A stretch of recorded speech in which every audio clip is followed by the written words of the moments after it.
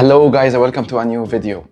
It's really a pleasure to see all of you this time on camera. I usually don't appear a lot in front of the camera because the setup that I have for my coffee isn't that big. It's not a studio, it's just a small place that I have in my house to put all my coffee tools. I recently did an upgrade for that place, so I have a bigger counter right now. I can, put my coffee tools properly. I can have some, better visibility maybe for my videos if I keep doing my videos. And in today's video, it's a Friday, so it's a good day to take a cup of coffee while going out. I thought of just capturing this moment and saying hi to all of you. So my video for today is just gonna make my cappuccino to go out using my Mara X machine. I've been using this machine since a long time, maybe like 5 years now. But this is actually the 5th year using the same machine. I like it so much. It's really making me a good cup of coffee every time I use it. And it hasn't failed me so far. So I don't know, like, you tell me if it's really worth it to keep using the same machine or should I look for upgrades. I've tried to have the liver machine, then I added some devices to the machine, like this one, the Smart Espresso Profiler, and this has given me some visibility on the espresso I make and some graphs and looking at some data while making the coffee. I played a lot with a lot of tools, as you have seen in my previous videos. So I feel like, you know what, it's a cup of coffee. I don't look at all the details like before. Maybe it's just, being busy and having a lot of things in life to do. Maybe I'll get back geeky again and get one of those big machines that have a lot of data and tablets and stuff. Let's see what will happen next. For now, I'm gonna make myself a cup of coffee and I'll just take it in a takeaway cup. So I usually roast my own coffee at home. I have 2 coffee roasters. I have the Skywalker roaster that roasts up to 500 grams per batch, and I have the other one, the smaller one, the batch size one that has a lot of tech in it, which is called Cafe Logic Nano 7, yeah, okay. So both of them are good. They give me good coffee. If I want to go very detailed with my coffee roasting and design my own profiles and look at all the graphs, then I use the Cafe Logic, but it has a maximum batch size of 200 grams.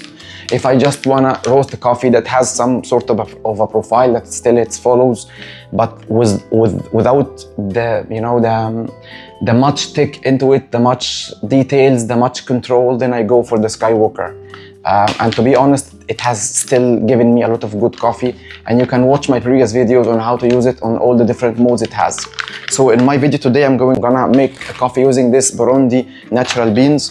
So let's see together how I make the coffee.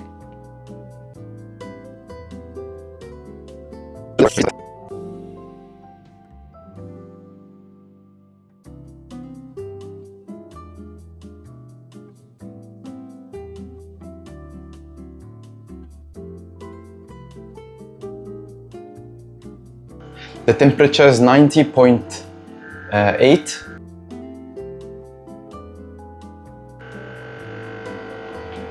And what's good about the Lelit Mara X is that unlike the other espresso machines that don't have any temperature control, a heat exchanger machine that has no temperature control, that you end up having,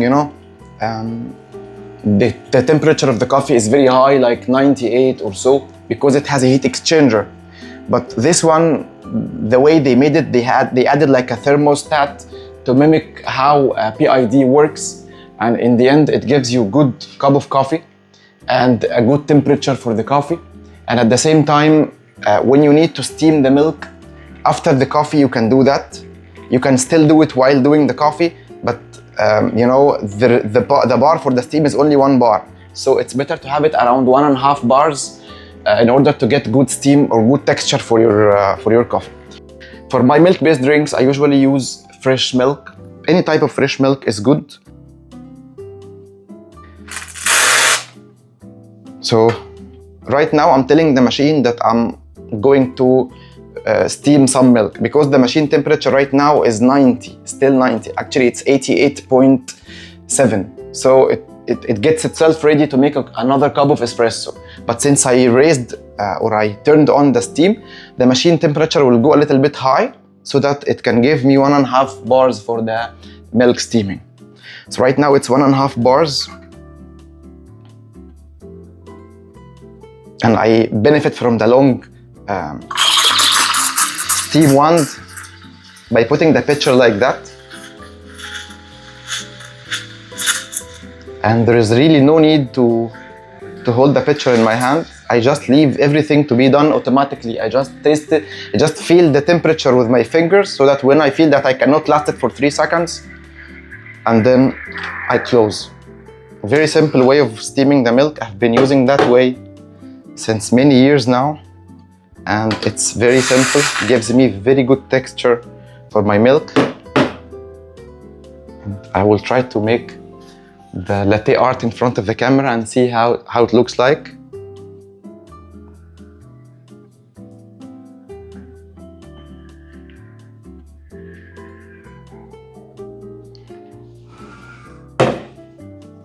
So this is my cup of coffee. I'll get the camera closer to show you.